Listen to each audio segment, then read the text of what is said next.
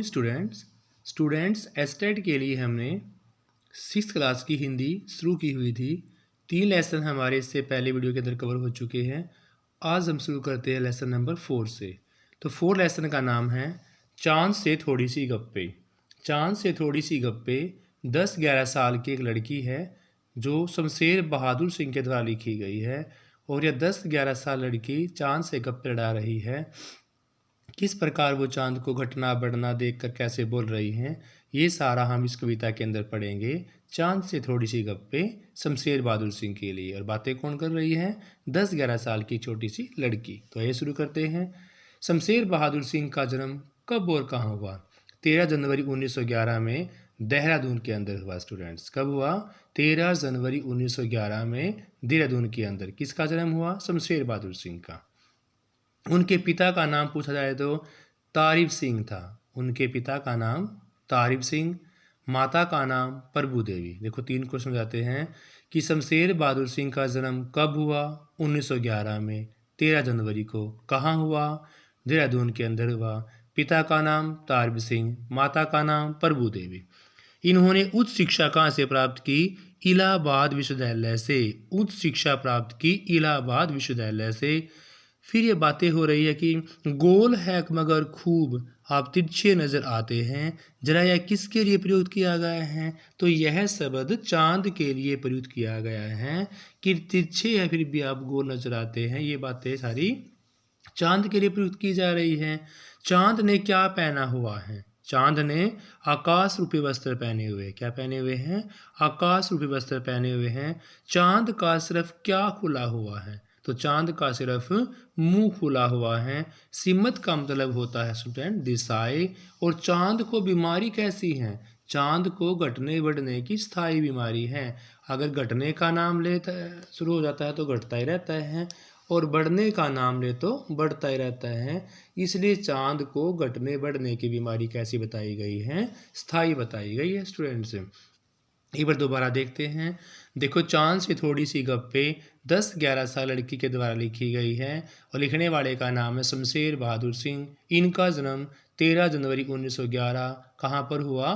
देहरादून के अंदर। पिता का नाम तारिफ और माता का नाम प्रभु देवी। शिक्षा कहाँ से प्राप्त करी? इलाहाबाद से। स्टूडेंट्स, और ये वाक्य कहा गया है गोल है खूब मगर आप तिरछे नजर आते हैं, ये चांद के लिए ही प्रयुक्त किया गया है। चांद ने क्या पहना हुआ है? चांद ने आकाश रूपी वस्त्र पहने हुए हैं। चांद का सिर्फ क्या खुला हुआ है? तो चांद का सिर्फ मुंह खुला हुआ है। और सीमत का मतलब होता है दिशाएं। स्टूडेंट्स, और चांद की बीमारी कैसी है? स्थायी बीमारी है।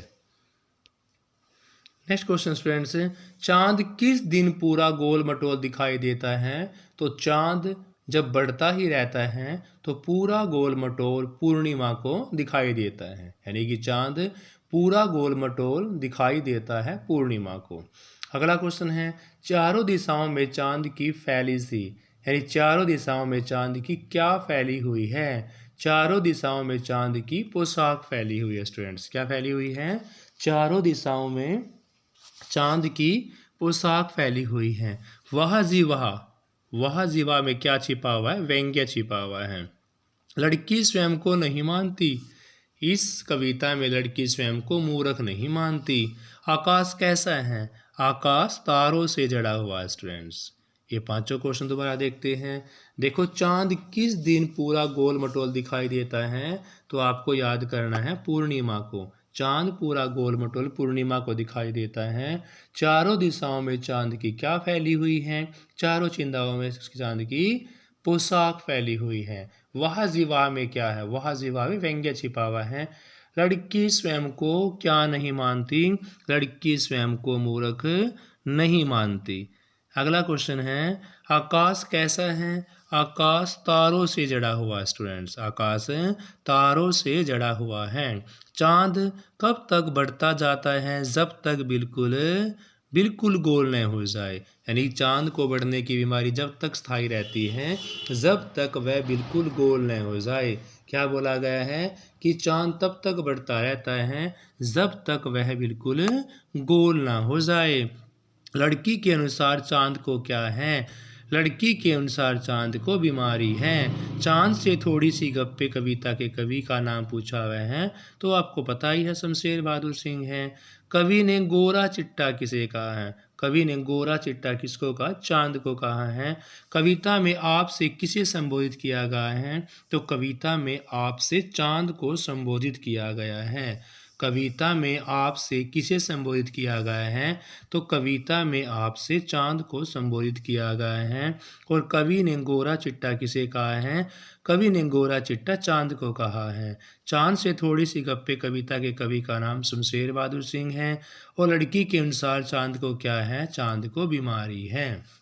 चांद कब तक घटता बढ़ता रहता है? जब तक वह बिल्कुल गोल न हो जाए। तो स्टूडेंट्स, चांद से थोड़ी सी गप्पे शमशेर बहादुर सिंह के द्वारा लिखी कविता के क्वेश्चन यही कंप्लीट होते हैं। अब हम अगले लेसन के करते हैं। साथी हाथ बढ़ाना लिखा गया साहिल उद्यावनी के द्वारा। साथी हाथ बढ़ाना साहिल उद्यावनी का लेसन। तो आइए स्टूडेंट्स शुरू करते हैं। लेसन 5 है स्टूडेंट्स, साथी हाथ बढ़ाना, और लिखा गया साहिल उद्यावनी के द्वारा। साथी हाथ बढ़ाना साहिल उद्यावनी के द्वारा लिखा गया है। साहिल उद्यावनी का जन्म कब और कहाँ हुआ? 8 मार्च 1921 को। 8 मार्च 1921 को लुधियाना पंजाब में। 8 मार्च 1921 को लुधियाना पंजाब में हुआ। इनका असली नाम था अब्दुल हई साहिर। इनका असली नाम अब्दुल हई साहिर था। जन्म हुआ 8 मार्च 1921 को लुधियाना में। इनका पहला कविता संग्रह 1943 में तलीखा के नाम से 1943 में छपा था। निधन की बात करते हैं तो 25 अक्टूबर सन 1980 में मुंबई में।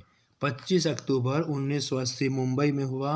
साथी हाथ बढ़ाना के कवि का नाम साहिल उद्यावनी है। स्टूडेंट्स, कवि ने किसे संबोधित किया है? तो कवि ने अपनी कविता में मेहनतकश लोगों को संबोधित किया गया। कवि ने अपनी कविता में मेहनतकश लोगों को संबोधित किया है। दोबारा देखते हैं। साथी हाथ बढ़ाना हमारा 5th लेसन है, और यह लिखे गए साहिल लुधियावनी जी के द्वारा। साहिल लुधियावनी का जन्म कब और कहाँ हुआ? 8 मार्च 1921 को लुधियाना पंजाब में। 8 मार्च 1921 लुधियाना पंजाब में। इनका असली नाम था अब्दुल हई साहिर। क्या नाम था स्टूडेंट्स? अब्दुल हई साहिर था। इनका पहली कविता संग्रह की बात करें 1943 में, इसके नाम से तलीखिया के नाम से 1943 में। इनका निधन कब हुआ था? 25 अक्टूबर सन 1980 ईस्वी में। कहाँ पर? मुंबई में हुआ। साथी हाथ बढ़ाना के कवि का नाम है साहिल उद्यावनी। साथी हाथ बढ़ाना के कवि का नाम क्या स्टूडेंट्स? साहिल उद्यावनी है। नेक्स्ट क्वेश्चन है, कवि ने किसे संबोधित किया है? तो कवि ने मेहनतकश लोगों को संबोधित किया है। नेक्स्ट है, व्यक्ति को काम करना चाहिए। व्यक्ति को मिलजुल कर काम करना चाहिए। अकेला व्यक्ति किसी बड़े काम को अकेला पूरा करने में कैसा अनुभव करता है? तो अकेला व्यक्ति किसी भी बड़े काम को अकेला करने में कठिनाई महसूस करता है। कवि का स्वर कैसा है? कवि का स्वर प्रेरणा देने वाला है। मेहनत करने वालों के सामने रास्ता कौन छोड़ देगा? तो सागर भी। मेहनत करने वाले लोगों के सामने सागर भी रास्ता छोड़ देगा। स्टूडेंट्स, कौन छोड़ देगा? सागर भी रास्ता छोड़ देता है। शुरू कर दोबारा से। कवि ने किसे संबोधित किया है? तो कवि ने मेहनतकश लोगों को संबोधित किया है। व्यक्ति को काम करना चाहिए मिलजुल कर। अकेला व्यक्ति किसी बड़े काम को अकेला पूरे करने में कैसा महसूस करता है? कठिनाई महसूस करता है। कवि का स्वर कैसा है? कवि का स्वर प्रेरणा देने वाला है। मेहनत करने वालों के सामने रास्ता कौन छोड़ देता है? सागर भी रास्ता छोड़ देता है। स्टूडेंट्स, नेक्स्ट क्वेश्चन है, फूल आदि है सीने अपने, फूल आदि है बाहें से क्या प्रकट होती हैं? फूल आदि है सीने अपने, फूल आदि है बाहें से साहस और शक्ति, साहस और शक्ति प्रकट होती है। स्टूडेंट्स, मिलजुल कर काम करने वालों की किसमें राहें पैदा कर सकते हैं? तो मिलजुल कर काम करें तो हम चट्टानों में भी राह पैदा कर सकते हैं। कवि ने क्या बढ़ाने की बात कही है? कवि ने अपना हाथ बढ़ाने की बात कही है। मेहनत किसकी रेखा है? मेहनत किस्मत की रेखा है स्टूडेंट्स। लेख की रेखा क्या है? वो भी मेहनत ही है। कवि ने किससे नहीं डरने की बात कही है? तो कवि ने यहाँ पर मेहनत से नहीं डरने की बात कही है। हमने कल किसकी खातिर की थी? हमने कल गैरों की खातिर की थी स्टूडेंट्स। किसकी खातिर की थी? गैरों की। सभी मेहनत करने वालों का सुख दुख अपना अपना होता है। सभी मेहनत करने वालों का सुख दुख अपना अपना होगा। हमारी मंजिल किसकी है? हमारी मंजिल तो सच की है स्टूडेंट्स। दोबारा से फिर देखते हैं। फौलादी है सीने अपने, फौलादी है बाहें से, क्या प्रकट होता है? साहस और शक्ति। मिलजुल कर काम करने वाले किस में राह पैदा कर सकते हैं? तो मिलजुल कर राह पैदा करने वाले चट्टानों में भी राह पैदा कर सकते हैं। कवि ने हमें क्या बढ़ाने की बात कही है? कवि ने हमें सिर्फ हाथ बढ़ाने की बात कही है स्टूडेंट्स। नेक्स्ट क्वेश्चन है, मेहनत किसकी रेखा है? तो मेहनत यहाँ पर किस्मत की रेखा बताई गई है कि मेहनत करने वालों को किस्मत को बदल सकते हैं, इसलिए मेहनत क्या है? किस्मत की रेखा है। और लेख की रेखा क्या है? लेख की रेखा भी क्या है? मेहनत है। कवि ने किससे नहीं डरने की बात कही है? तो कवि ने यहाँ मेहनत से नहीं डरने की बात कही है। नेक्स्ट क्वेश्चन है, हमने कल किसकी खातिर की थी? तो हमने कल गैरों की खातिर की थी। सभी मेहनत करने वालों का सुख दुख कैसा होता है? सभी मेहनत करने वालों का सुख दुख अपना अपना होता है स्टूडेंट्स। हमारी मंजिल किसकी है? हमारी मंजिल सच की है। नेक्स्ट क्वेश्चन है, हमारा रास्ता कैसा है? हमारा रास्ता स्टूडेंट्स नेक है। नेक्स्ट है, एक से एक मिलने से कतरा भी क्या बन जाता है? एक से एक मिलने से कतरा भी दरिया बन जाता है। एक से एक मिलने से कतरा क्या बन जाएगा? कतरा दरिया बन जाएगा। और एक से एक मिलने से जर्रा सहरा बन जाएगा। जर्रा क्या बनेगा? सहरा, और कतरा बनेगा दरिया। राई के कणों को आपस में मिलाने से, छोटे छोटे राई के कणों को आपस में मिलाने से क्या बनेगा? पर्वत बन जाता है स्टूडेंट्स। यदि सभी आपस में मिलजुल कर काम करें तो किसे वश में किया जा सकता है? तो आपस में मिलजुल कर काम करने से किस्मत को भी वश में किया जा सकता है। और लास्ट क्वेश्चन इस लेसन का, साहिल उद्यावनी ने उर्दू में किन पत्रों का संपादन किया था? अदब ए लतीफ़ और साहकार। अदब ए लतीफ़ और साहकार। साहिल उद्यावनी जी ने उर्दू में इन पत्रों का संपादन किया अदब ए लतीफ़ और साहकार के नाम से स्टूडेंट्स। दोबारा देखते हैं। हमारा रास्ता कैसा है? हमारा रास्ता नेक है। एक से एक मिलने से कतरा भी दरिया बन जाता है, और जर्रा से सहरा बन जाता है। राई के कणों को आपस में मिलने से पर्वत पहाड़ बन जाता है। सभी आपस में मिलजुल कर काम करे तो किस्मत को भी वश में किया जा सकता है। साहिल उद्यावे ने उर्दू में किन पत्रों का संपादन किया था? अदब ए लतीफ़ और साहकार स्टूडेंट्स ये लेसन हमारा कंप्लीट होता है। नेक्स्ट शुरू करते हैं।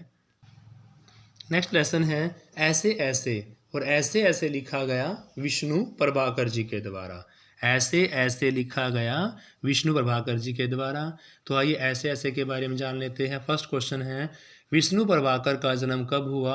21 जून 1912 को। विष्णु प्रभाकर का जन्म 21 जून 1912 को कब हुआ स्टूडेंट्स?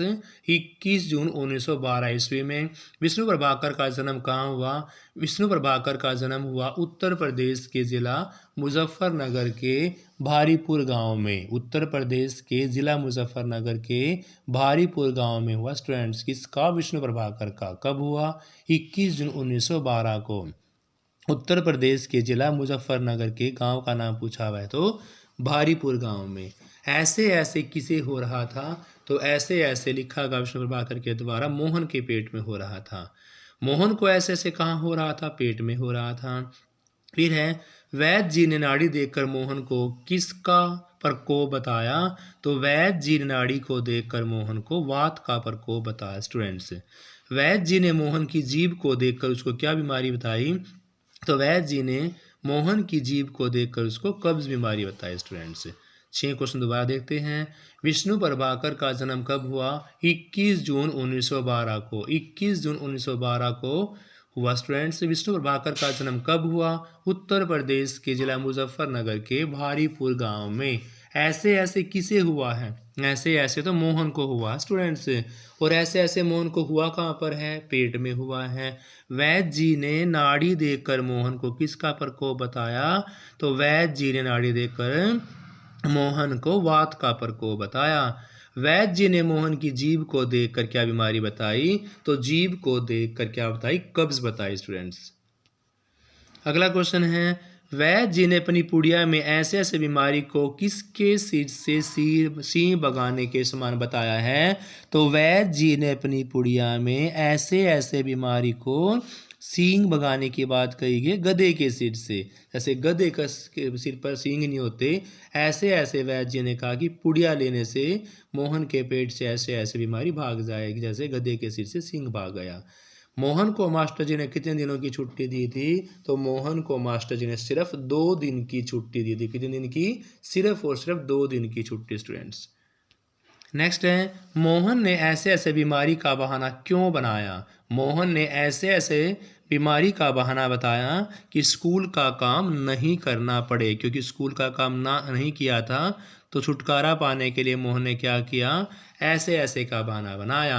आपके ऐसे ऐसे की दवा मेरे पास है, ये कथन किसने कहे थे, आपके ऐसे ऐसे की दवा मेरे पास है, ये कथन डॉक्टर ने कहे थे, और शायद ये टीचर ने कहे थे। स्टूडेंट से डॉक्टर नहीं आना चाहिए यहाँ पर, अध्यापक आएगा उनका, मास्टर जी ने कहे थे कि आपके ऐसे ऐसे की दवाई तो मेरे पास है। तेरे पेट में बहुत बड़ी दाढ़ी है, यह कथन किसका है, यह कथन माँ का है स्टूडेंट्स। वैद्य और डॉक्टर किसकी दवा भेजेंगे, वैद्य और डॉक्टर जो है वो दस्त की दवा मोहन को भेजेंगे। वैद्य जी की पुड़िया वैद्य जी की पुड़िया आधे आधे घंटे के बाद लेनी थी। ऐसे ऐसे एकांकी के लेखक का नाम पूछा हुआ है, तो ऐसे ऐसे एकांकी के लेखक का नाम है विष्णु प्रभाकर। एकदम स्पेद पड़ गया, खड़ा नहीं रहा गया, यह कथन किसका है, पिता का है। यानी कि उनका चेहरा एकदम स्पेद पड़ गया, खड़ा नहीं रहा गया, यह कथन किसका है, कथन पिता का है। मोहन के घर का फ़ोन नंबर था 43332, यानी कि 43332। दोबारा देखते हैं स्टूडेंट्स, आपके ऐसे ऐसे की दवा मेरे पास है, यह कथन किसने कहा था, यह कथन लेसन के अकॉर्डिंग मास्टर जी का है। तेरे पेट में तो बहुत बड़ी दाढ़ी है, यह कथन किसका है, यह माँ का है। वैद्य और डॉक्टर किसकी दवा भेजेंगे, दस्त की दवा भेजेंगे।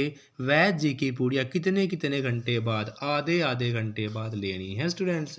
ऐसे ऐसे एकांकी के लेखक का नाम विष्णु प्रभाकर है। एकदम स्पेद पड़ गया था, खड़ा नहीं रहा गया, कथन किसका है, पिता का है। और मोहन के घर का टेलीफोन नंबर पूछा हुआ है 43332, यानी कि 43332।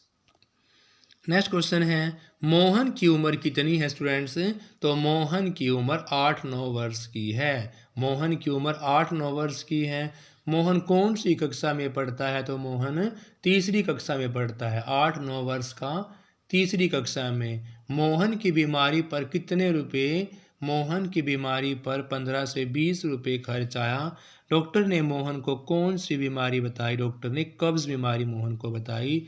मोहन सहसा क्या छिपा लेता है, मोहन अपना मुंह छिपा लेता है। मोहन के पिता के हाथ से क्या गिर गया, तो मोहन के पिता के हाथ से दवा की शीशी गिर गई। चेहरा तो कुछ उतरा हुआ है, कथन किसका है, यह कथन मास्टर जी का है।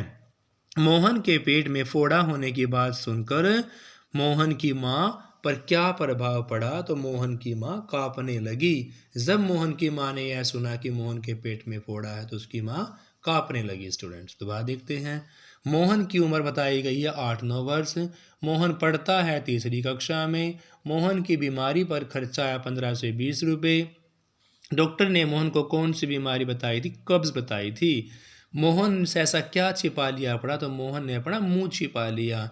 मोहन के पिता के हाथ से क्या छूट गया, क्या गिर गया, तो मोहन के पिता के हाथ से दवा की शीशी गिर गई। चेहरा तो कुछ उतरा हुआ, यह कथन किसका है, यह कथन मास्टर जी का है।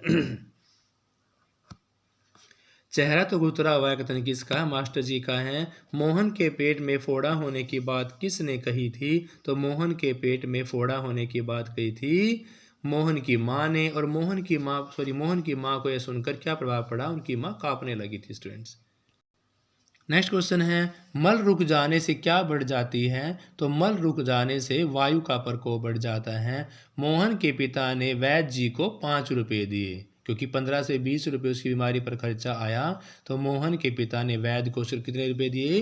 5 रुपये दिए। डॉक्टर को कितने रुपये दिए? 10 रुपये दिए। पड़ोसिन किसकी काकी है? पड़ोसिन रामू की काकी है स्टूडेंट्स। राम मारी बीमारियों ने तंग कर दिया, कथन किसका है? यह कथन पड़ोसिन का ही तो है। तब शायद न खाने का दर्द था, यह कथन किसका है? मास्टर जी का है। ऐसे ऐसे क्या है? ऐसे ऐसे एक एकांकी है विष्णु प्रभाकर की। वैद्य जी ने पुड़िया किसके साथ देनी थी? तो वैद्य जी ने पुड़िया को गर्म पानी के साथ देना था। दोबारा फिर देखते हैं, मल रुक जाने से क्या बढ़ जाती है? तो मल रुक जाने से वायु बढ़ जाती है स्टूडेंट्स। मोहन के पिता ने वैद्य जी को कितने रुपए देते हैं? 5 रुपये। डॉक्टर को 10 रुपये। टोटल खर्चा 15 से 20 रुपये आता है। पड़ोसिन क्या थी? पड़ोसिन किसकी काकी थी? रामू की काकी थी स्टूडेंट्स। राम मारी बीमारी ने तंग कर दिया, कथन किसका है? यह कथन पड़ोसिन का है। तब शायद न खाने का दर्द है, न यह कथन किसका है? मास्टर जी का। ऐसे ऐसे क्या एकांकी है? और एकांकी किसने? विष्णु प्रभाकर की। वैद्य जी ने पुड़िया को किसके साथ देना था? वैद्य जी ने पुड़िया को गर्म पानी के साथ देना था स्टूडेंट्स। तो स्टूडेंट्स हमारे जो क्वेश्चन हैं वो यहीं पर ख़त्म होते हैं। हम नेक्स्ट लेसन शुरू करेंगे, टिकट एल्बम। टिकट एल्बम सुंदर राम स्वामी के द्वारा लिखा गया। तो टिकट एल्बम शुरू करते हैं। इस लेसन के क्वेश्चन यहीं पर ख़त्म होते हैं स्टूडेंट्स। नेक्स्ट लेसन स्टूडेंट्स आपका टिकट एल्बम। टिकट एल्बम लिखा गया सुंदरा राम स्वामी का। तो फर्स्ट क्वेश्चन है, नागराजन को एल्बम किसने भिजवाया था? नागराजन को एल्बम उसके मामा ने भिजवाया था।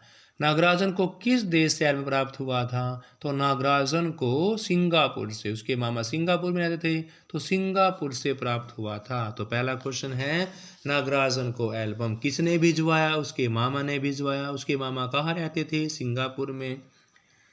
एल्बम को कहाँ पर रख कर नागराजन सबको एल्बम दिखाया करता था? तो एल्बम को नागराजन अपनी गोद में रख कर सबको दिखाया करता था। कौन सी लड़की अगवा बनकर एल्बम मांगने आई थी? तो पार्वती नाम की लड़की। कौन सी स्टूडेंट्स? पार्वती नाम की लड़की अगवा बनकर एल्बम को मांगने आई थी। किसने मधुमक्खी की तरह एक एक करके टिकट एल्बम को इकट्ठा किया था? वो था राजप्पा स्टूडेंट्स। पांचों क्वेश्चन दोबारा देख लेते हैं। पहला क्वेश्चन कि नागराजन को एल्बम किसने भिजवाया? उसके मामा ने भिजवाया। दूसरा क्वेश्चन, नागराजन को किस देश से एल्बम आया? तो उसके मामा जब सिंगापुर में तो सिंगापुर से आया। तीसरा क्वेश्चन, एल्बम को कहाँ पर रख कर नागराजन दिखाया करते सभी को? तो अपनी गोद में रख कर दिखाया करते थे। कौन सी लड़की अगवा बनकर आई थी एल्बम को मांगने? तो वो थी पार्वती। अगला, किसने मधुमक्खी की तरह एक एक करके टिकट इकट्ठे किए थे? तो वो आप राजप्पा। नेक्स्ट है, राजप्पा टिकट इकट्ठा करने के लिए सुबह कितने बजे घर से निकल जाया करते थे? तो 8 बजे ही घर से निकल जाया करते थे। नागराजन का पूरा नाम पूछा हुआ है, तो A.N. नागराजन। नागराजन का पूरा नाम है A.N. नागराजन। सरपंच का लड़का राजप्पा की एल्बम को कितने में खरीदना चाहता था? सरपंच का लड़का उसको 25 रुपये में, सरपंच लड़का उसको 25 रुपये में खरीदना चाहता था स्टूडेंट्स। नेक्स्ट क्वेश्चन है, नागराजन की एल्बम के मुकाबले में लड़के राजप्पा की एल्बम को क्या कहते थे? तो लड़के कहते थे फिसड्डी। नागराजन की एल्बम के मुकाबले में लड़के राजप्पा की एल्बम को फिसड्डी कहते थे। किसके एल्बम में अधिकाधिक टिकट थे? राजप्पा की एल्बम में टिकट ज़्यादा थे। कृष्ण राजप्पा की एल्बम के बारे में क्या कहा? कृष्ण जी ने राजप्पा के एल्बम के बारे में कूड़ा कहा। नागराजन की बहन का नाम पूछा हुआ है, तो नागराजन की बहन का नाम कामाक्षी कामाक्षी कामाक्षी था स्टूडेंट्स, कामाक्षी। नागराजन की एल्बम घर में कहाँ रखी थी? दराज में रखी थी स्टूडेंट्स। नागराजन की एल्बम खो जाने से सुबह राजप्पा को किसने सुनाई थी खबर? अप्पू ने सुनाई थी। नेक्स्ट है, नागराजन के पिता किस ऑफिस में DSP ऑफिस में काम करते थे? नागराजन के पिता DSP ऑफिस में काम करते थे। राजप्पा ने एल्बम को किस में डाल दिया? राजप्पा ने एल्बम को अंगीठी में डाल दिया। दोबारा फिर देखते हैं। नागराजन की एल्बम के मुकाबले लड़के राजप्पा की एल्बम को फिसड्डी बोलते थे। किसने एल्बम में अधिक टिकट थे? राजप्पा की एल्बम में टिकट ज़्यादा थे। कृष्णन ने राजप्पा के एल्बम के बारे में कूड़ा शब्द कहा था। नागराजन की बहन का नाम कामाक्षी है। स्टूडेंट्स, नागराजन की एल्बम घर में कहाँ रखी थी? तो नागराजन की एल्बम घर में अलमारी की दराज में रखी थी। फिर है, नागराजन की एल्बम खो जाने की खबर सबसे पहले अप्पू ने उसको सुनाई थी। नागराजन के पिता किस ऑफिस में काम किया करते थे? डीएस विभाग में काम किया करते थे। राजप्पा ने एल्बम को किस में डाल दिया? राजप्पा ने एल्बम को अंगीठी में डाल दिया। स्टूडेंट्स 6 क्लास के हमारे 7 लेसन यहाँ तक कंप्लीट होते हैं। 8 लेसन हम अगली वीडियो के अंदर करेंगे। Students, have a nice day. Please like share videos. Thank you students.